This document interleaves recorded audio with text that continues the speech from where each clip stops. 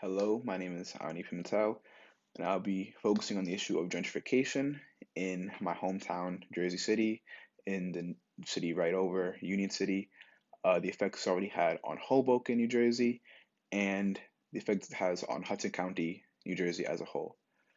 So, these populations in Jersey City and Union City are high minority, especially in certain areas of Jersey City. In Journal Square, you have high populations of Indian, you have high populations of African American and Hispanic. In Union City, the population as a whole is almost entirely Hispanic, with a small ethnic Jewish population, with a small Muslim population, and a small Indian population. And in these areas, you are about 15 minutes outside of New York City, and Hoboken, Union City, and Jersey City, 15 minutes either with the train, with the path, with the subway, with the buses, with driving. There is very quick and easy access to New York City. And so, because there are higher paying jobs in New York City, there are people who will live in these communities and then commute so they can work in New York City. However, the majority of people in these areas do not do this as it is very hard to get a job in New York City. It is expensive to commute. And in Union City, particularly because of the extremely high minority population, you find that more people are either working in their own community because they don't have the means to make it all the way to New York every day for work, especially when they have families. Um, and so this movement of Jersey from New Jersey to New York City can be disruptive for the community. So gentrification is defined as a process of changing the characteristics of a neighborhood through the influx of more affluent residents and businesses. So what that really means is that the city is having more money coming into it, usually through investment from the city, to have more successful businesses, to have people come into the city who make more money. And this is the higher income tax. They can then go and provide more investment for the city. So it's a positive cycle for the most part. However, the biggest issue with gentrification is that this comes at the cost of the people already living there. And in the case of Union City, New Jersey City, these are minority populations who are already being historically disadvantaged. And so by forcing them out of their communities and homes, you lead to the issue of homelessness, as now that more and more of Hudson County is being gentrified, there is nowhere for them to go. As if you move them out of Jersey City, they would try then to move to Union City, which is being gentrified now, which would move them down to Hoboken, which has already been gentrified. And so the issue of forcing these people out of their communities is probably the biggest issue with these communities with gentrification, as through urban development, these cities want to have increased businesses and affluent people moving in. However, it completely disrupts the people who are already living there and is disruptive as through the new buildings and developments having in the city, there's increased rent for all people in the city as the property value increases. And what takes place with this happening is in downtown Jersey City, where it's gone from one of the poorest parts of Jersey City in the 1970s to now being the most expensive part of New York City, of Jersey City. And this is because of the quick and easy access to New York City is a waterfront um, area.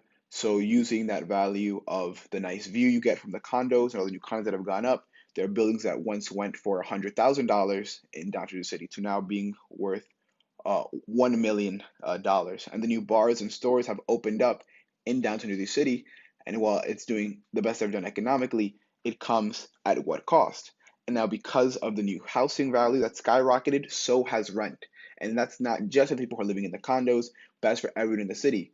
Those who previously were living there because it was affordable are now forced to move out or deal with homelessness. And the issue of gentrification is the huge shift in demographic and population.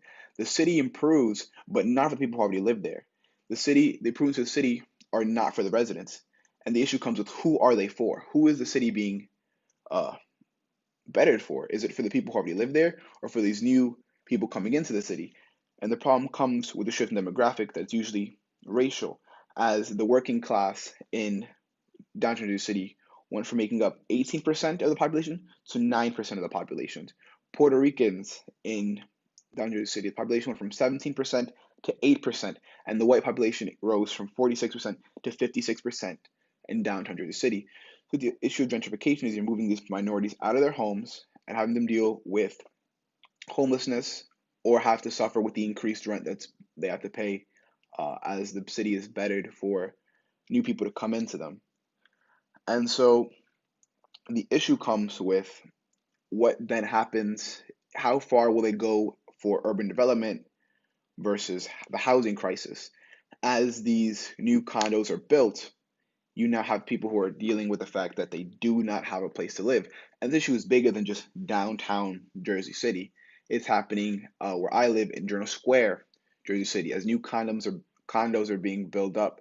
But who are they for? For the populations nearby who live in the projects, these condos do nothing but raise the property value and the rent of their homes.